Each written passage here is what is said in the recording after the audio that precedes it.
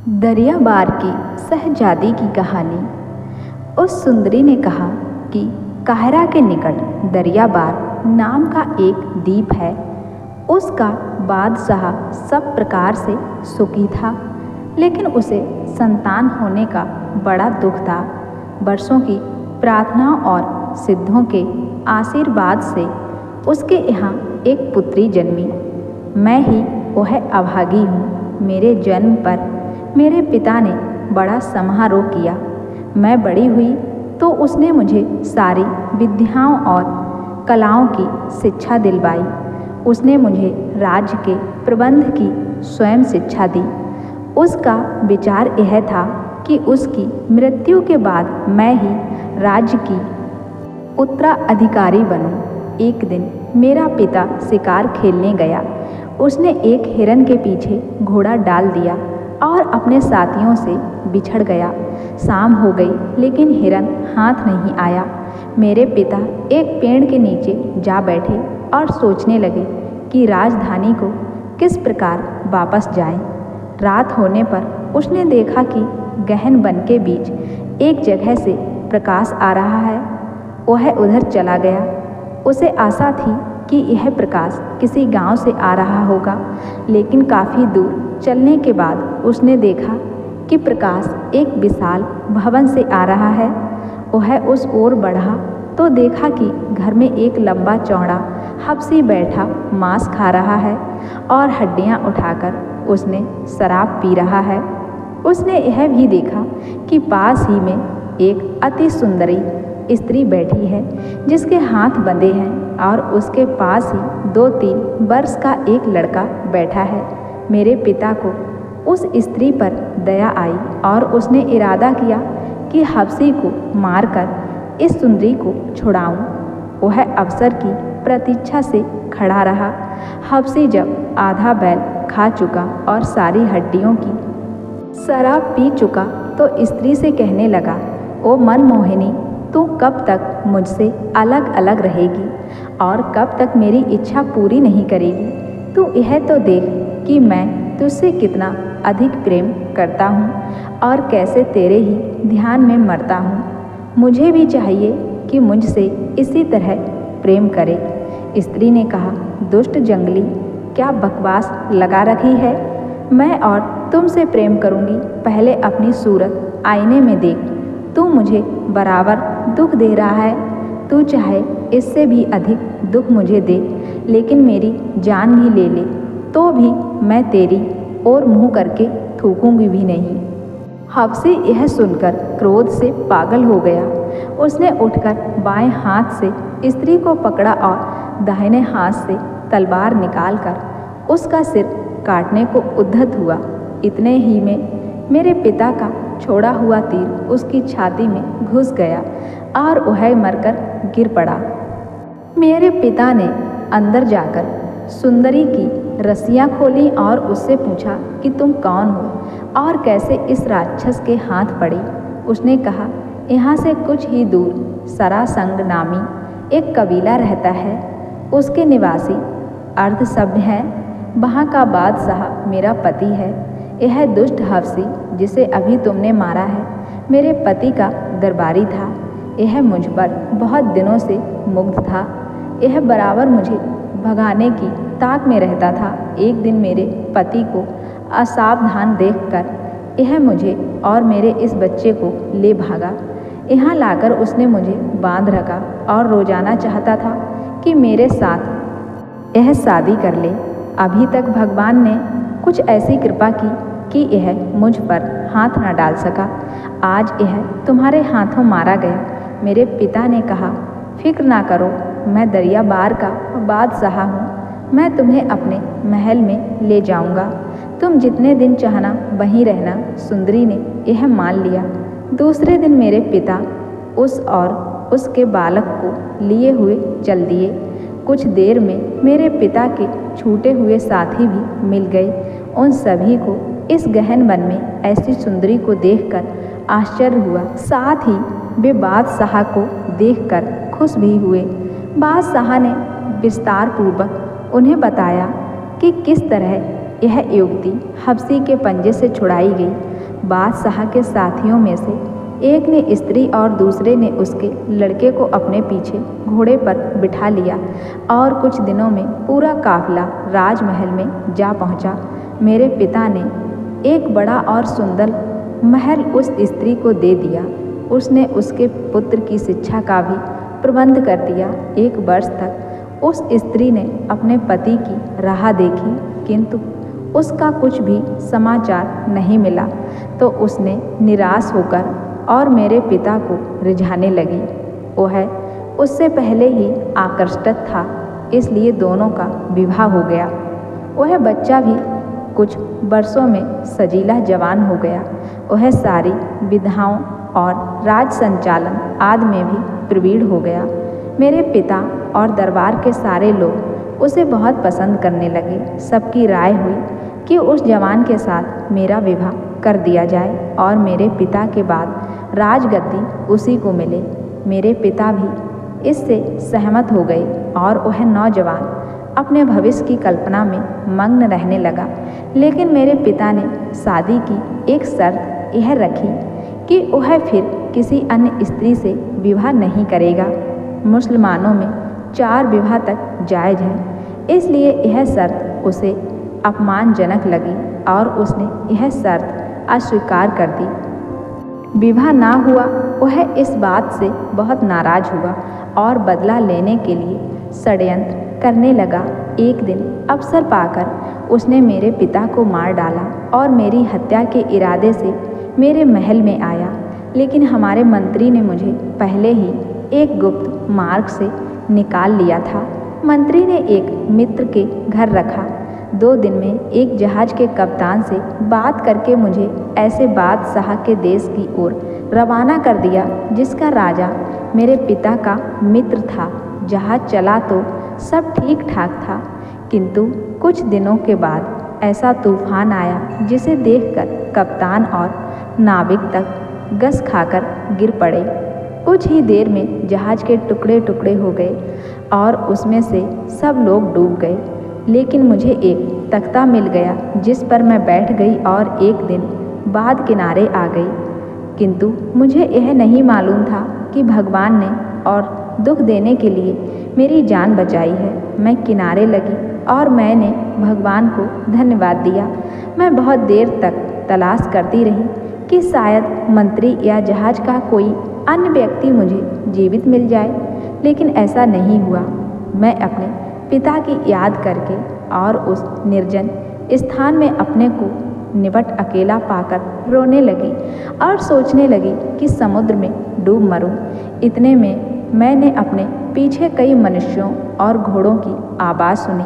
पलट कर देखा तो कई घुड़सवार थे जिनके हाथों में शस्त्र थे और जिनके मध्य एक नवयुवक था। वह नौजवान जरी की पोशाक पहने था और पेटी कमर में बांधे था। उनको मुझे उस स्थान पर देखकर बड़ा आश्चर्य हुआ। उनके नायक नवयुवक ने, जो वास्तव में एक शहजादा था, मेरे पास यह जानने के लिए भेजा कि मैं कौन हूँ और वहाँ कैसे पहुँची। उस आदमी ने तरह तरह से मेरा हाल पूछा। मुझे और भी भय लगने लगा कि यह लोग न जाने कौन हैं और जाने मेरी क्या दशा करें। इसलिए मैं ज़ोर ज़ोर से रोने लगी। वह परेशान होकर लौट गया। फिर शहजादे ने कई लोगों को एक साथ मेरे पास भेजा। उन लोगों ने भी मुझे बहुत से प्रश्न पूछे, किंतु मैं रोती रही और मैंने कोई उत्तर नहीं दिया। उन लोगों ने तट पर बहुत से तख्ते, मस्तूल आदि टूटे हुए पाए और समझ गए कि कोई जहाज टूटकर डूबा है और यह लड़की उसमें से बचकर किनारे आ गई है। उन्होंने जाकर यह बात शहजादे को बताई। वह स्वयं मेरे पास आकर मेरा हाल पूछने लगा। उसने यह भी कहा कि तुम अपना हाल बताओगी तो हम तुम्हारी मदद करेंगे और मैं तुम्हें अपनी माँ के पास ले जाऊँगा, जो तुम्हें बड़े प्यार से रखेगी। मैंने उसे पूरा हाल बताया। मेरा हाल सुनकर उसके आंसू आ गए। उसने मुझे हर तरह से धैर्य बंधाया। फिर वह मुझे अपने साथ ले गया और अपनी माता को सौंप दिया। मैंने उस वृद्धा को अपनी कहानी सुनाई तो उसे भी बड़ा दुख हुआ। वह मुझे पसंद तो पहले से ही करती थी, इसलिए उसने अपने पुत्र के साथ मेरा विवाह कर दिया। लेकिन यहाँ तक मुझे पहुँचाकर मेरी किस्मत फिर पलट गई। उस राज्य का एक पड़ोसी राजा उसका पुराना दुश्मन था। जिस रोज मेरी शादी की पहली रात थी, उसी दिन उसने आक्रमण कर दिया। उसकी सेना अति विशाल थी और उसने कुछ घंटों में ही नगर को रौंद डाला। उसने मेरे पति को और मुझे पकड़ने के लिए आदमी भेजे, लेकिन हम पहले से ही बच निकले और छुपते छुपाते समुद्र तट पर रात के समय पहुँचे। वहाँ एक मछुआरे की नाव बंधी थी। हम दोनों उसे खोलकर समुद्र में बढ़ने लगे। कुछ दूर जाकर वह नाव एक समुद्री धारा में पड़ गई। हमें कुछ नहीं पता था कि नाव किधर जा रही है। 2 दिन बाद देखा कि एक जहाज हमारी ओर आ रहा है। हम समझे कि वह कोई व्यापारी जहाज है, इसलिए हमने सहायता के लिए आवाज़ दी। लेकिन यहाँ फिर धोखा हुआ। जहाज पर 5-7 डाकू थे। वे गदाए लिए हुए हमारी डोंगी पर आए और हमें बांधकर अपने जहाज पर ले गए। जहाज पर उन्होंने मेरा नकाब उठाया तो सब ठगे से ठगे रह गए, क्योंकि उन्होंने ऐसी सुंदर स्त्री कभी नहीं देखी थी। फिर उनमें झगड़ा होने लगा। हर एक चाहता था कि मेरा मालिक बने। फिर उनमें तलवार चलने लगी और एक अति बलवान डाकू को छोड़कर सभी मारे गए। उस डाकू ने कहा, मैं तुम्हें काहिरा ले जाकर एक मित्र को भेंट करूंगा। उसने मुझसे एक सुंदर दासी मांगी थी, लेकिन यह आदमी कौन है? तेरा भाई बंध है या प्रेमी? मैंने बताया कि यह मेरा पति है, तो वह बोला, फिर तो इसका दुख दूर होना चाहिए। इससे तेरी दशा कब तक देखी जाएगी? यह कहकर उसने मेरे पति को बांध कर ही समुद्र में डाल दिया। मैं बहुत रोई पीटी और पति के पीछे समुद्र में कूदने को तैयार हो गई, लेकिन डाकू ने मुझे बांध दिया और जहाज को चलाने लगा। वायु अनुकूल थी और हमारा जहाज कुछ ही दिनों में एक छोटे से नगर के तट पर आ गया। डाकू ने वहाँ कई दास और कई ऊँट मोल लिए और स्थल मार्ग से काहिरा की ओर प्रस्थान किया। हम कई दिनों की यात्रा के बाद इस जंगल से गुजर रहे थे, तो हमने उस राक्षस जैसे हबशी को अपनी ओर आते देखा। पहले हमें आश्चर्य हुआ कि यह मीनार कैसे चल रही है। पास पहुंची तो देखा कि आदमी है। इस दुष्ट ने पास आकर अपनी गदा उठाई और डाकू से कहा, अपने आदमियों के हाथ बांध और अपने भी बांध और इस सुंदरी को लेकर मेरे पीछे चला आ। लेकिन डाकू और उसके दासों ने उसके साथ युद्ध किया। फिर वे सब के सब मारे गए। नरभक्षी ने और लाशें छोड़कर सिर्फ डाकू की लाश एक ऊँट पर रखी और ऊँट पर मुझे बिठाया और इस किले में ले आया। यह कल की ही बात है। शाम को उसने डाकू की लाश को भून कर खाया और मुझे सारा हाल बताया कि किस तरह वह खाने को आदमी लाया करता है और कैसे उसने तह खाने में आदमी बंद कर रखे हैं कि अगर किसी दिन नया भोजन ना मिले तो इन्हीं में से किसी को भून कर खाए। उसने कहा, मांस तो मेरा भी नरम होगा, लेकिन मैं तुझे मारूंगा नहीं, बल्कि तुझसे शादी करूंगा। लेकिन इसकी नौबत नहीं आई। आज तुमने इसे मार डाला। खुदादाद ने कहा, अब तुम कुछ फिक्र ना करो। यह 49 शहजादे हैरन राज्य के हैं। इनमें से जिसके साथ तुम चाहो अपना विवाह कर सकती हो। उसने कहा, मैं तो अपने उद्धारकर्ता को ब्याहना चाहती हूँ। अन्य लोगों ने भी उसका समर्थन किया और वहीं खुदादाद के साथ दरियावार की शहजादी की शादी हो गई। वह दिन तो ब्याह समारोह और हंसी खुशी से बीता। दूसरे दिन सब लोग वहाँ से हैरन की ओर चल दिए। दिन भर चलने के बाद शाम को एक अच्छी जगह देखकर उन्होंने रात के लिए पड़ाव डाला। शाम को भोजन करने सब ने खूब शराब पी। इसी उल्लास में खुदादाद सब लोगों के सामने अपनी पत्नी से बोला, अभी तक मैंने सभी से अपनी वास्तविकता छुपाई थी, अब मैं अपना सच्चा हाल कहता हूँ। मैं भी इन 49 शहजादों का भाई यानी हैरन के बादशाह का पुत्र हूँ। मुझे मेरे चचेरे भाई शहजादा सुमेर ने पाला पोसा है। मेरी माँ का नाम पीरोज है। अब तुम्हें इस बात से भी संतोष होना चाहिए कि तुमने साधारण व्यक्ति से नहीं, एक शहजादे से विवाह किया है। दरियाबार की शहजादी ने कहा, तुमने अपने को छुपाया जरूर, किंतु मुझे तुम्हारी चाल ढाल और व्यवहार से अंदाजा हो गया था कि तुम अवश्य ही राजकुमार होगे। आदमी में वे बातें बिल्कुल नहीं होती जो तुम में हैं।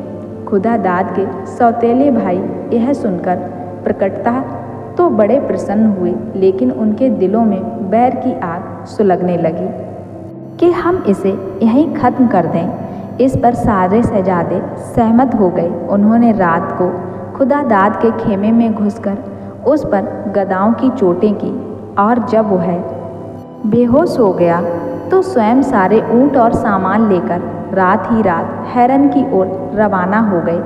हैरन पहुंचकर उन्होंने अपने पिता की चिंता यह कहकर दूर कर दी कि हम लोग बहुत दिन तक शिकार खेलते रहे। उन्होंने हब्सी के हाथों अपनी गिरफ्तारी और खुदादाद द्वारा मुक्ति की बात बिल्कुल छुपा ली। उधर सुबह जब शहजादी ने खुदादाद के खेमे में उसका हाल देखा और शहजादों को गायब देखा तो वह सारी बात समझ गई और पति के लिए विलाप करने लगी। कुछ देर में जब उसका शोक कुछ कम हुआ तो उसने ध्यान से खुदादाद को देखा तो उसने उसकी सांसें भी कुछ चलती देखी, उस शरीर में थोड़ी गर्माहट देखी, और वह खेमे को बंद करके एक निकटवर्ती कस्बे में गई और वहाँ से एक जर्राह को ले आई। लेकिन वापस आकर देखा तो खुदादाद अपने खेमे में नहीं था। उसने समझा कि इस बीच कोई खूनी जानवर आकर उसे उठा ले गया। अब वह सिर पीट पीट कर रोने लगी। जर्राह दयावान था। वह उसे कस्बे में ले गया और एक मकान में उसे रखकर उसकी सेवा के लिए 2 दासियां नियुक्त कर दी और कभी कभी खुद भी जाकर हाल चाल पूछ लेता। एक दिन उसने शहजादी को उदास देखकर कहा, सुंदरी, तुम कुछ विस्तार से अपना हाल कहो तो तुम्हारी सहायता का प्रयत्न करूं। शहजादी ने उसे अनुभवी और हमदर्द देखा तो अपना और खुदादाद का हाल सुनाया। जर्राह को मलिका पीरोज का हाल मालूम था, जिसे हैरन के बाद शाह ने फिर अपने पास बुला लिया था और उसने जान लिया था कि खुदादाद उसी का पुत्र था। जर्राह ने किराए पर 2 ऊँट लिए और शहजादी के साथ हैरन को रवाना हुआ और एक सराय में पहुंचकर डेरा डाला। सराय वाले से नगर का हाल पूछने पर उसने बताया, बादशाह अपने पुत्र खुदादाद के गायब होने से बहुत परेशान है। उसकी माँ पीरोज ने उसे बहुत ढूंढवाया लेकिन कहीं पता नहीं। उसकी याद करके उसके माँ बाप और सामंत सभी दुखी रहते हैं। यूँ तो बादशाह के और भी 49 बेटे हैं, लेकिन खुदादाद को कोई नहीं पहुंचता। जर्राह ने दरियाबार की शहजादी को यह बताया तो बादशाह के पास जाकर उसे पूरा हाल बताने के लिए तैयार हो गई। जर्राह ने कहा, यह ठीक नहीं है, इसमें खतरा है। 49 शहजादों में से किसी को भी तुम्हारे बारे में मालूम नहीं है तो तुम्हारे बादशाह के पास पहुंचने के पहले ही वे तुम्हें मरवा देंगे। अच्छा यह होगा कि वह स्वयं खुदादाद की माँ के पास किसी तरह पहुँचूँ और जब उसे पूरा हाल बता दूँ तो तुम्हें बुलाऊँ। तब तक के लिए तुम यहीं सराय में ठहरो। शहजादी ने मान लिया। जर्राह शहर में गया तो एक बड़े रास्ते में देखा कि एक भव्य महिला एक ऊँट पर सवार आ रही है। उस ऊँट का साज सामान बहुत ही मूल्यवान था और उस ऊँट के पीछे बहुत से गुलाम चल रहे थे। पूर्वावासी भी ऊँट को देखकर विनयपूर्वक सड़के के किनारे खड़े हो जाते और उसका अभिवादन करते थे। जर्राह ने भी एक किनारे खड़े होकर उसका अभिवादन किया। फिर उसने एक आदमी से पूछा कि यह कौन है। उसने बताया कि यह खुदादाद की माँ मलिका पीरोज है। यह सुनकर जर्राह उसकी सवारी के पीछे लग गया। उस महिला ने एक मस्जिद में जाकर नमाज पढ़ी और निर्धनों को खूब दान दिया। जर्राह पीरोज से मिला, लेकिन रास्ते में बात तो हो नहीं सकती, इसलिए मलिका ने कहा, तुम हमारे साथ महल तक चलो, फिर हम बात करवाने की कोशिश करेंगे। महल पहुंचकर दास ने मलिका पीरोज से कहा कि एक परदेसी आपसे बात करना चाहता है और कहता है कि आप ही के लाभ की बात है। मलिका ने जर्राह को अपने सामने बुलाया और कृपापूर्वक पूछा कि क्या बात है। जर्राह ने धरती चूम कर कहा कि मैं एक लंबी कहानी कहना चाहता हूँ। यह कहकर उसने हफ्सी से शहजादों और दरियावार की शहजादी की रिहाई और फिर उसके घायल लापता होने का हाल कहा। इतना सुनते ही पीरोज ने कहा, तुम सराय जाकर बहू शहजादी को मेरा और बादशाह का आशीर्वाद दो। शहजादों की कमीनगी सुनकर बादशाह को आग लग गई। वह कुछ कहे सुने बगैर दरबार में आया। उसका लाल चेहरा देखकर सारा दरबार ठर्रा उठा। बादशाह ने मंत्री को आदेश दिया कि 1000 सिपाही ले जाकर 49 शहजादों को पकड़ो और रस्सियों में बांधकर खूनी कैदियों के बीच डाल दो। मंत्री ने कुछ ही देर में इस आदेश का पालन किया। फिर वह मंत्री के साथ मलिका पीरोज के महल में आया। कुछ देर के सलाह मशवरे के बाद उसने मंत्री को आदेश दिया कि अमुक सराय में जाकर दरियावार की शहजादी और जर्राह को आदरपूर्वक यहाँ ले आओ। और शहजादी को लाया गया। फिर तीनों गले मिलकर खुदादाद की याद में देर तक रोते रहे। ऐसे ही अनजाने में एक दिन खुदादाद पता नहीं कहाँ से महल की तरफ आ पहुँचा। बादशाह के देखने पर उसने खुदादाद को पहचान लिया तो खुदादाद ने अपना यह हाल बताया। जब मेरे भाइयों ने मुझे मरा जानकर रात में प्रस्थान किया तो सुबह वहाँ से एक किसान निकला। उसने मुझे अचेत और रक्त रंजित देखा तो अपने गांव में उठा लाया और मुझे अच्छा कर दिया। बादशाह ने खुदादाद की बड़ी प्रशंसा की और मंत्री को आदेश दिया कि 49 पुत्रों को फांसी दी जाए। खुदादाद ने हाथ जोड़कर कहा, निसंदेह न्याय की दृष्टि से उन्हें यही दंड मिलना चाहिए, लेकिन आखिरकार वे आपके पुत्र और मेरे भाई हैं। मैंने हृदय से उनका अपराध क्षमा किया और आपसे भी निवेदन करता हूँ कि उन्हें क्षमा करें। बादशाह ने कहा कि तुम कहते हो तो मैं उन्हें क्षमा करता हूँ। खुदादाद ने बंदी गृह से अपने भाइयों को बुलाया। उसने एक बार फिर उसी तरह उनके बंधन खोले और उन्हें गले लगाए जैसे हबसी दैत्य के महल में किया था।